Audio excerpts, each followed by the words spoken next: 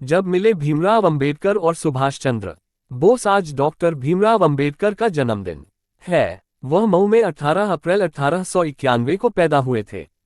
Doctor Ambedkar और नेताजी सुभाष चंद्र बोस समकालीन थे। आजादी की लड़ाई के दौरान दोनों के लक्ष्य अलग थे, मुद्दे अलग। सुभाष की मुलाकात अंबेडकर से जब हुई तो दोनों के बीच क्या बातचीत हुई, दोनों का एक दूसरे को लेकर कैसा नजरिया था।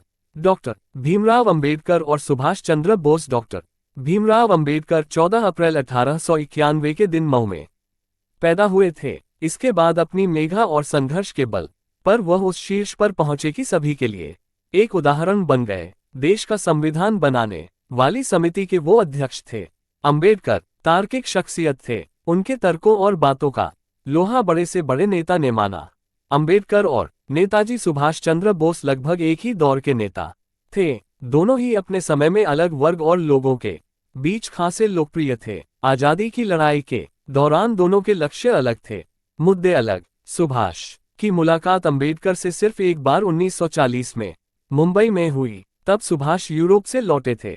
22 जुलाई 1940 को इन दो बड़े नेताओं की मुलाकात हुई। दोनों के बीच फेडरेशन को लेकर बहुत सी बातें हुई। इसी दौरान अंबेडकर ने बोस से अनुसूचित जातियों को लेकर एक सवाल पूछा, जिसका जवाब उन्हें बहुत संतुष्टदायक नहीं लगा। अंबेडकर ने अछूतों को अपनी अस्मिता और पहचान के साथ जीना सिखाया। जातियों को लेकर क्या थे सुभाष के विचार, वैसे हमें देखना चाहिए कि जातियों को लेकर सुभाष के विचार क्या थे।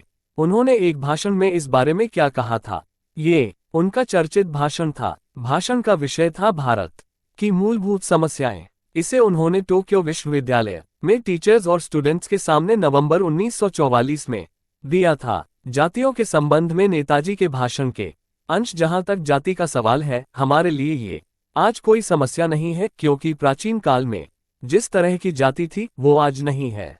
अब जाति व्यवस्था का क्या अर्थ है? जाति व्यवस्था का अर्थ है कि समाज पेशागत आधार पर कुछ समूहों में बनता है और शादियां उन समूहों के अंदर होती है। आधुनिक काल में भारत में जाति के आधार पर किसी प्रकार का कोई अंतर नहीं है। किसी भी जाति का व्यक्ति कोई भी पेशा अपनाने को आजाद है। तो इस अर्थ में आज हमारे यहाँ जाति व्यवस्था नहीं है।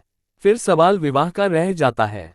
पुराने समय में ये प्रथा थी कि लोग अपनी जाति में विवाह करते थे। आज अंतर्जातीय विवाह आम है। जाति का तेजी से लोप हो रहा है। सच्चाई तो ये है कि राष्ट्रीय आंदोलन में हम किसी व्यक्ति की जाति कभी नहीं पूछते और अपने कुछ निकटतम सहयोगियों की तो जाति भी नहीं जानते। सुभाष चंद्र बोस ने टोक्यो विश्वविद्यालय में जातियों के संबंध में एक भाषण दिया था, जो उनके प्रसिद्ध भाषणों में शामिल है। इसे सुना जाना चाहिए। इस संदर्भ में मैं आपको बताना चाहूंगा कि ये अंग्रेज ही थे जिन्होंने सारी दुनिया में प्रचारित किया कि हम लोग आपस में लड़ने वाले लोग हैं, विशेषकर धर्म को लेकर लड़ने वाले लोग। लेकिन ये भारत की बिल्कुल ही गलत तस्वीर है। ये हो सकता है कि भारत में कुछ मतभेद हो, लेकिन ऐसे मतभेद आज किसी भी दूसरे देश में पाएंगे। नेताजी संपूर्ण वाङ्मय खंड 12 पेज 284। सुभाष के प्रशंसक भी थे अंबेडकर। वैसे ऐसा लगता है कि अंबेडकर खुद सुभाष के प्रशंसक थे। उन्होंने बीबीसी के फ्रांसिस वॉटसन को फरवरी 1955 में एक साक्षात्कार दिया, जिसमें उन्होंने साफ कहा कि भारत को आजादी शायद सुभाष चंद्र बोस की आजाद हिंद फौज और उपजे व्यापक असर की वजह से मिली। किस बात से डर गए थे अंग्रेज? फ्रांसिस वॉटसन से इस साक्षात्कार में बाबा साहब अंबेडकर ने कहा, अंग्रेज मानकर चल रहे थे कि ब्रिटिश फौज में शामिल हिंदुस्तानी कभी भी उनके प्रति अपनी वफादारी नहीं बदलेंगे। यह अलग बात है कि द्वितीय विश्व युद्ध के दौरान आईएनए के पराक्रम के किस्से सुनने के बाद ब्रिटिश फौज में शामिल भारतीय सैनिकों के मन में भी विद्रोह के स्वर फूटने लगे थे।